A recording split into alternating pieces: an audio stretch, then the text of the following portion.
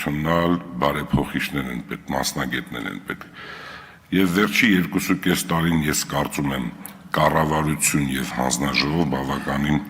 լավ աշխատանք է գնացել, որովհետեւ բարեփոխումները 90-ականների սկզբից սկսել ենք, հաշվի առնելով, որ մենք պլանային տնտեսությունից անցել ենք շուկայական տնտեսության, եւ այդ բարեփոխումները ամեն անգամ եղած տնտեսության վիճակից բխող է լինում, եւ այդ առաջարկները, որոնք որ լինում են, ուսումնասիրվում են խորքային, եւ դրանից հետո որոշում է կայացում այս կամ այն օրենքի մեջ այս կամ այն փոփոխությունը կատարել։ Թե հարկերի մասին օրենքի, թե ավելացած արժեքի հարկի մասին, թե ձեր ասած ռոյալտի, դրա համար մենք պետք է այստեղ ավելի լուրջ մոտենանք այս հարցին։ Իհարկե կա այդպիսի մոտեցում եւ նախարարություններում, երբ որ նախարարական պորտֆելը լինում է քաղաքական, բայց բոլոր փոխնախարարները լինում են ինստիտուցիոնալ բարեփոխիչներ։ Իհարկե մենք պետք է հիմա հասկանանք, պարոն Հակոբյանը կարողանալու է այդ ձևով ընկալել կամ այդքան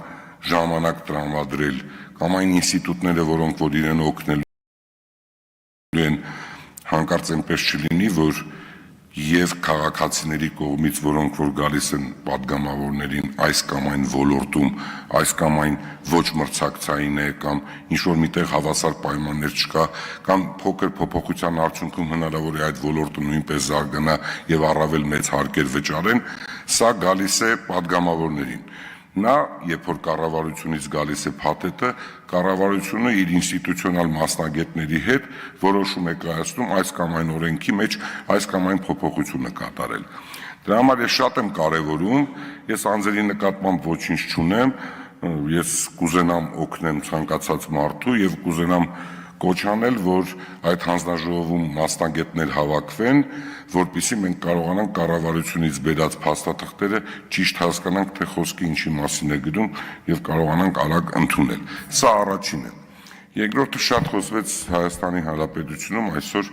տնտեսության իրական վիճակի մասին, որը որ իրականության հետ ոչ մի կապ չունի։ Հայաստանի տնտեսությունը դինամիկ զարգանում է։ Նախ առաջինը պետք է նայել այլ տվյալներ։ Առաջինը մենք պետք է հասկանանք արտահանումը ինչ կառուցվածք ունի։ Եվ ես համաձայն եմ, որ պետք է Հայաստանի Հանրապետությունում գնացող պղնձի խտանյութը պետք է շատ քիչ տոկոս կազմի մեր համախառն ներքին արդյունքի մեջ։ Եվ մենք պետք է դիվերսիֆիկացնենք, ցանկացած միկրովոլորտ պետք է ծնվի Հայաստանում եւ դա պետք է հարկեր վճարի։ Այսօր երբ որ մենք կառուցվածքը նայում ենք արտահանման եւ ներմուծման,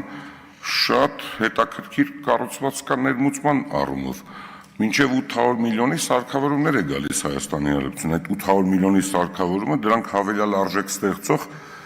սարքավորումներ են, դրանք գալիս են, որպեսզի այս կամ այն ոլորտում, այս կամ այն արտադրությունը տան, եւ այդ արտադրությունը պետք է արտահանվի կամ ներքին կարիքների համար, կամ պետք է փոխարինի ներմուծվող այս կամ այն ապրանքին։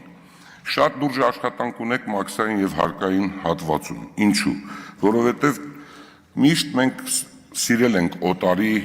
ինչ-որ գործողությունները օտարին լսել, բայց մի կարևոր բան կա։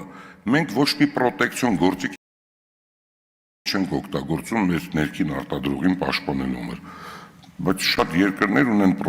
պրոտեկցիոն գործիքներ, իհարկե համաշխարհային առևտրի կազմակերպությունը հատուկ նորմեր է սահմանում, բայց դուք պետք է ոնց որ որոշակի այդ նորմերից խուսափող այլ կարգի օրենքների միջոցով կարողանաք պրոտեկցիոն քաղաքականություն վարել, որպեսզի մեր արտադրողները կարողանան առավել մրցունակ լինել։ Սա այս հատվածի մասին էր, որ ես շատ կուզենայի ասել։ Հիմա անցնենք, ասում եք պարտքը, ինչ պարտք, կամ երբ որ ասում ենք, գիտեք ինչ, հիմա ինչա լինելու Հայաստանում, տնտեսությունը փլուզվում է, այսօր արդեն 2.5 ամիս է Հայաստանի Հանրապետության կենտրոնական բանկը միջամտում է, արտարժութ է ձեռք բերում, որպեսզի դրա առավել չկայունանա եւ արտահանումը չկանգնի։ Դուք ինքներդ կարող եք արտաքին պաուսները նայել, որը 3 միլիարդ անցել է, արդեն 3 միլիարդ 100 միլիոնն է անցել, այդ ինչի հաշվին է անցել։ Երբ որ միջամտում է, շատ արտարժութ է, շատ դոլար է գալիս Հայաստանի Հանրապետություն, եւ այդ դոլարը պարտադիր պետք է գնեն,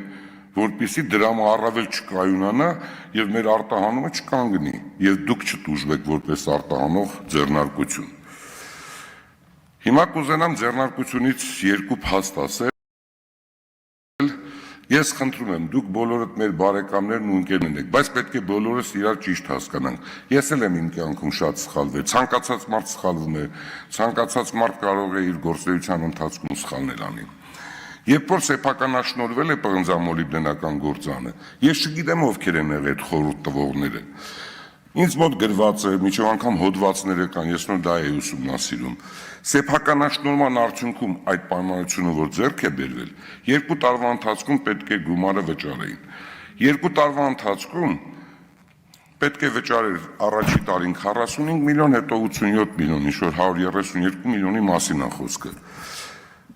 Ձեռք է բերել 60%-ը օտար քաղաքացի, որը ինստիտուցիոնալ ոչ մի նմանատիպ գործարանի հետ կապ չի ունեցել մինչև ձեռքբերումը։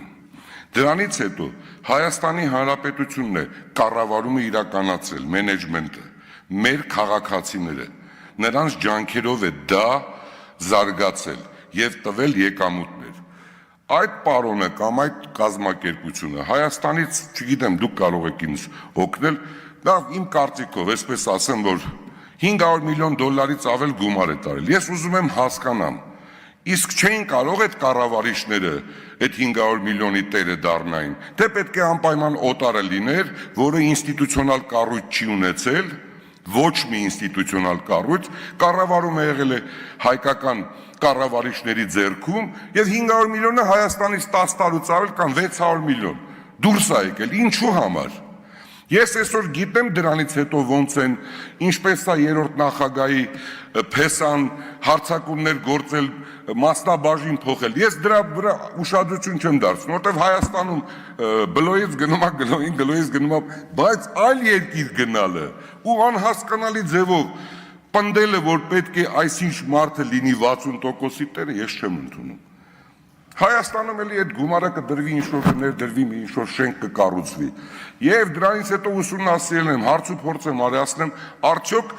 այդ մարդը մի շենք, շինություն, մի նոր արդյունաբերություն, մի կոոպերացիա, մի հզոր մի համակարգ, մի նոր տեխնոլոգիա, մի ինովացիոն մի բան բերել է Հայաստան։ Ոչ չի բերել։ Ներդրել է, ոչ չի ներդրել։ Ներդրում բառն ասեցի։ Ինչ եք ուզում այդ ներդրումներից։ Դուք Հայաստանի Հանրապետությունը պատկերացնում եք, դուք խոշոր գործարանի բաժնետեր եք կամ ձեր եղբայրը կամ ձեր ընտանիքի անդամը։